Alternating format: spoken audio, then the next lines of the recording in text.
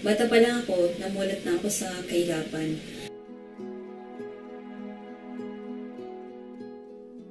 Nalala ko 5 years old na ako noon. Sinasama na ako ng nanay ko sa palengke para magbenta ng mga prutas. Actually, ginawa ko yun hanggang tumutungo ako ng college. Sobrang thankful naman ako dahil nga kahit pa paano, natapos ko naman po pag-aaral ko dahil po doon. Nung nagtatrabaho na ako, nakaka-discourage kasi nga, yung ina-expect ko na makapagbigay ako ng sapat na halaga kinananay, hindi ko nagawa yun. Kasi sobrang late ng sinasahod ko that time. Nag-decide ako na umuwi sa amin at mag-apply na lang ako na papuntang abroad, sabi ko. Kaya nag-apply ako papuntang Hong Kong. Nung nasa abroad na ako, excited kasi makakatulong na talaga ako sa family ko. Makapagbigay na ako ng sapat na halaga sa nanay tatay ko. And then pangalawa yung sobrang malungkot kasi malayo ako sa family. Nung nasa Hong Kong na ako, hindi ko na-expect na makahanap ako ng masungit na amo. Okay lang sa akin ang trabaho kahit mahirap siya. Pero yung paano ko tratuhin ng amo ko, hindi ko talaga kaya yun. Sabi kong ganun, uwi na lang ako, di maghanap na lang ako ng trabaho. Because that time din talagang I was praying to God na, Lord, sabi kong ganun, ganito ba talaga yung buhay na binigay mo para sa akin? Kailangan kong maghirap ng ganito. And hanggang isang araw may nag-offer sa akin na mag-aral ako ng caregiver. And then after a few months, natapos ko po yung course ng caregiver.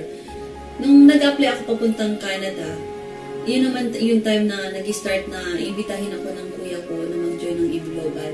Noong una, hindi talaga ako sa negosyo. Sabi ko talaga hindi ko linya yan. Sabi ko mag-abroad na lang ako. Nung time din na yun, kailangan ng nanay ko yung products. And pati yung lola ko kailangan niya. So wala akong choice that time, kundi talagang bumili na lang ako ng package. And yung pinambili ko pa ng package, inutang ko pa. So, nag-join ako sa Global. And after a year, nakalimutan ko ng pag-abroad ko. Nakalimutan ko na ang Canada. Kasi sabi kong ganun, kung pwede ko namang kitain dito sa Pilipinas, ang pwede kong kitain sa Canada, bakit pa ako mag-abroad? Talagang pinag-aralan ko yung negosyo. On my second year, doon ko po na-earn yung first million ko. And then on my second year also, nabili ko po yung first car ko. Dati, naglalakad lang ako. Ngayon, nagdadrive na ako ng sarili kong kotse. Di ba? So, tinuloy-tuloy ko lang po na, and then that time, sabi kong gano'n, gusto ko na rin mag-asawa. Nung nag-start na kasi ako sa Global, natutunan ko talagang mag-set ng goals. Kaya sabi kong gano'n, bago ako mag-asawa, kailangan nasa Millionaires Club na ako, na-earn ko na yung first million ko, nabili ko na yung kotse ko, at nabili ko na rin yung pangarap ko na bridal car. E nakakatawa kasi, natupad ko po lahat yun. And sobrang thankful ako kasi hindi lang sobra-sobra yung blessing kasi nakapag-asawa rin ako ng napakabait at napaka-supportive. And yun ang one of the best gift na na-receive ko kay Lord. You never have to be a super wife or a super mom in our marriage. I only ask that you just be yourself.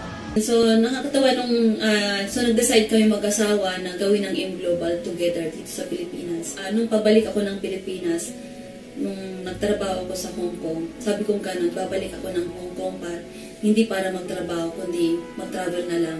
At yun po, nakakatawa kasi dito po sa Global, nakamit ko po yun. Ilang beses na po akong pabalik-balik po sa Hong Kong. Hindi lang po sa Hong Kong, kundi nag-travel na rin po kami sa Singapore, sa Malaysia, sa Indonesia. At hindi lang po yun, kundi naikot ko na rin po ang buong Pilipinas. Sobrang thankful ako kasi isa sa pinakapangarap ko rin po na mabiling sasakyan po. Few months ago, I bought my Montero Sports 2013. When I started believing, sunod-sunod ko nang nakamit mga pangarap ko sa buhay. Ang desire ni Lord sa atin is to live in prosperity.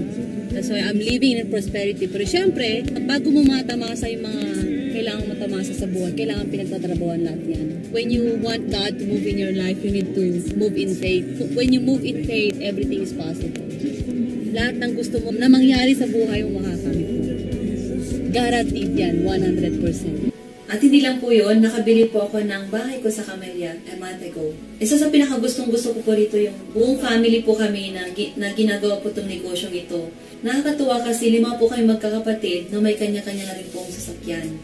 Napatunayan ko na hindi lang po pala pag-abroad ang kasagutan para makamit natin ang mga pangarap natin sa buhay, kundi meron din po palang mga oportunidad sa Pilipinas na kagaya ng AIM Global na pwede nating makamit ang mga pangarap natin sa buhay kasama ang pamilya natin.